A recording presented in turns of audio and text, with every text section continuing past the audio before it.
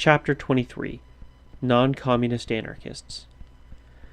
Before we proceed, let me make a short explanation. I owe it to those anarchists who are not communists. Because you should know that not all anarchists are communists. Not all of them believe that communism, social ownership, and sharing according to need would be the best and most just economic arrangement. I have first explained to you communist anarchism, because it is, in my opinion, the most desirable and practical form of society. The communist anarchists hold that only under communist conditions would anarchy prosper, and equal liberty, justice, and well-being would be assured to everyone without discrimination.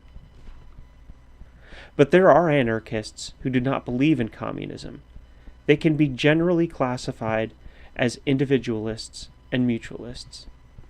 All anarchists agree on this fundamental position, that government means injustice and oppression, that it is invasive, enslaving, and the greatest hindrance to man's development and growth.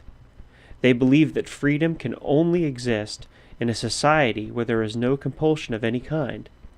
All anarchists are therefore at one with the basic principle of abolishing government. They disagree mostly on the following points. First, the manner in which anarchy will come about.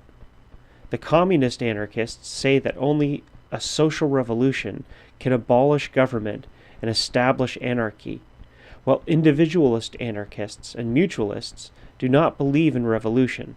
They think that present society will gradually develop out of a government into a non-governmental condition. Second, individualist anarchists and mutualists believe in individual ownership, as against communist anarchists, who see the institution of private property as one of the main sources of injustice and inequality, of poverty and misery. The individualists and mutualists maintain that liberty means the right of everyone to the product of his toil, which is true, of course. Liberty does mean that. But the question is not whether one has a right to his product, but whether there is such a thing as an individual product. As I have pointed out in preceding chapters, there is no such thing in modern industry. All labor and all products of labor are social. The argument, therefore, about the right of the individual to his product has no practical merit. I have also shown that the exchange of products or commodities cannot be individual or private unless the profit system is employed. Since the value of a commodity cannot be adequately determined, no barter is equitable. This fact leads, in my opinion, to social ownership and use, that is, to communism, as the most practical and just economic system. But, as stated, individual anarchists and mutualists disagree with communist anarchists on this point.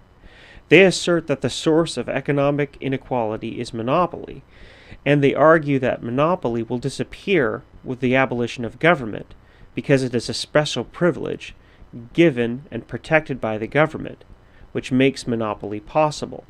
Free competition, they claim, would do away with monopoly and its evils. Individualist anarchists, followers of Stirner and Tucker, as well as Tolstoyan anarchists who believe in non-resistance, have no very clear plan of the economic life under anarchy. The mutualists, on the other hand, propose a definite new economic system. They believe, with their teacher, the French philosopher Proudhon, that mutual banking and credit without interest would be the best economic form in a non-government society. According to their theory, free credit, affording everyone the opportunity to borrow money without interest, would tend to equalize incomes and reduce profits to a minimum, and would thus eliminate riches as well as poverty. Free credit and competition in the open market, they say, would result in economic equality, while the abolition of government would secure individual freedom. The social life of the mutualist community as well as the individualist society, would be based on the sanctity of voluntary agreement of free contract. I have given here but the briefest outlines of the attitude of individualist anarchists and mutualists. It is not the purpose of this work to treat in detail those anarchists' ideas which the author thinks are erroneous and impractical. Being a communist anarchist, I am interested in submitting to the reader those views that I consider the best and soundest.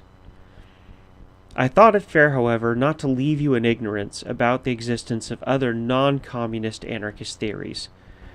For a closer acquaintance to them, I refer you to the appended list of books on anarchism in general.